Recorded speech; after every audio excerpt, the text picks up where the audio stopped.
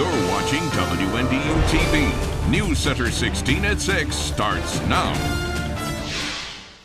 Road to recovery is just beginning for thousands affected by this week's historic flooding. The floodwaters are finally going down for most areas, and some people are returning home to get a look at the damage. Berrien County is just one of the places hit hard, and officials there say the damage is putting a burden on the county's resources. Tonight, the effects of the historic flooding are being felt all across Michiana. Good evening, I'm Maureen McFadden. And I'm Terry McFadden. This evening, our team is spread out all across Michiana to bring you the latest on this flooding. Jen Cardone is in Berrien County, where officials have declared a state of emergency. We'll also hear from Melissa Stevens in Bremen. She talked to one couple who won't be able to return home for months. But first, we go to Chief Meteorologist Mike Hoffman in the Weather Lab. Mike, will we be seeing any more rain over the weekend?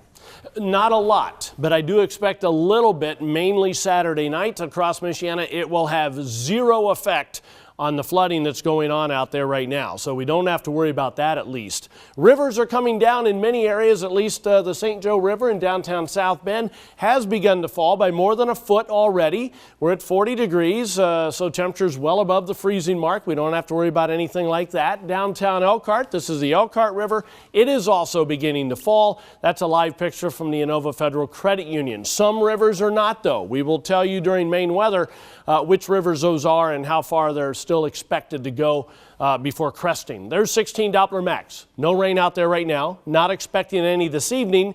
We'll be watching this area in southern Missouri. Most of this is going to go through central Indiana later tonight, but it could come up close enough to give some of our southern areas just a touch of snow first thing tomorrow morning.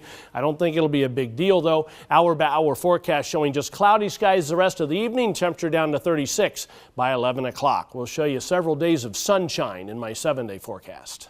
Just hours ago, Berrien County declared a state of emergency. This means the county is now getting help from the state to assist with flooding relief. News Center 16's Jen Cardone joins us live from downtown Niles, which is one of the hardest hit areas. So, Jen, why'd they wait this long to declare this formality? Berrien County wanted to make sure they had reached that point where their resources had been taxed, because they also wanted to look at all of their options as well. They declared this state of emergency around 2:30 this afternoon. What will happen now is the state will also be providing help from here on out until things start to return to normal. Lower lying areas near the St. Joseph River like Berrien, Royalton, Sodus, and here in downtown Niles were hardest hit. Officials say they are proud of the work all agencies have done so far and that this new formality will help the process along. We're always working as a team anywhere, but this just puts an urgency on it, and it brings everybody together because we activate the Emergency Operations Center, and it just makes it more of a fluid process. Fortunately, the St. Joseph River behind me has crested, so we should be seeing it to start to go down more and soon. There is no timetable yet on how long this local state of emergency will be in effect. Officials are waiting for the waters to go down and they'll go out and assess the damage. Reporting from Niles tonight, I'm Jen Cardone for News Center 16. Now, the flooding also hit Bremen hard. The town's been struggling to save their water treatment plant, and a few homes have been evacuated. News Center 16's Melissa Stevens has been in Bremen all day long looking at the damage. She joins us now. And Melissa, what have you seen so far? Well, as you said, thankfully just a few homes have been badly affected here by the flooding, but the ones that had to be evacuated were obviously hit very, very hard. I spoke with one of the evacuated families who have been cleaning up almost nonstop since the rain, and to say they are shocked is an understatement. They fought hard to keep the water out of their home, but were unable to do so. They had goats in their barn that were trapped, and thankfully some of their friends came with a boat and got them out. They say the goats jumped in the boat right away without any hesitation, but now they just want their home back, and they tell me it will be months before that will even be possible. Wednesday, when this all happened, was my 66th birthday. Today was the day I was supposed to retire from work, and I am now officially retired because of this. I'm going to have probably 6 months to a year of work to try and get our house even livable again, and none of this is covered under insurance because nobody in this area ever even dreamt about a flood. Because you don't see it. This is something you don't see. This is a disaster. The Nelsons say they're just so thankful for all the help they've received from their family, their friends, and their church family. And for now, they're just trying to take things a day at a time.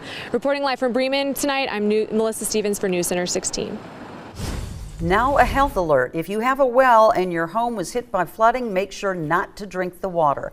Experts say if the wellhead was covered by floodwater, you should get your water tested to see if it's contaminated. A typical test is around $50. Experts say you'll also want to disinfect your well with a bleach and water solution or hire a company to do it. And we have much more detailed information on our website. Just click on this story. As a key governor's conference got underway today in Washington, at least one governor was missing. Indiana Governor Eric Holcomb decided it was more important to visit flood-ravaged areas in the northern part of the state. Here, Holcomb is seen touring St. Joe County, where the latest estimates show at least 25 homes have been damaged beyond repair. This is one community, but we're one state, and when neighbors are in need, we all come running, and that's kind of the theme that keeps coming through to me. Just to illustrate for you how the state has played a role already, there were personnel from the Department of Corrections helping to assemble sandbags in a city facility that could be used throughout the county. State was also applauded for being quick to inspect and reopen Michigan Street once floodwaters receded. And many area roads are taking water damage from flooding. In South Bend, West Chippewa is closed because the road is buckling and is being washed away by the floodwaters. As you can see, the asphalt is dripping down and has even snapped off near the worst part of the damage. This is why it's especially important not to drive around those barricades. No word on when this road will be repaired. With all this flooding, area blood banks are seeing a big drop in donations. And to help, you can donate blood this Monday at the Kroc Center. The center's having a health fair from 4:30 to 7:30 p.m. You can also sign up online and givebloodnow.com. We also have a link to it on our website and app. And as we continue to deal with the effects of this historic flooding, make sure to stay with News Center 16. We will be bringing you updates from communities that are still seeing flooding and others that are beginning to assess the damage. And if you want to report damage in your community or donate to help people in need, we also have that information. Just head to our website and WNDU app. Well, police officers definitely see tough things on the job, and some lawmakers want them to know it's okay to get help. And coming up here from one Indiana lawmaker who's trying to make sure officers have better access to mental health care. You're watching WNDU TV, News Center 16 at 6.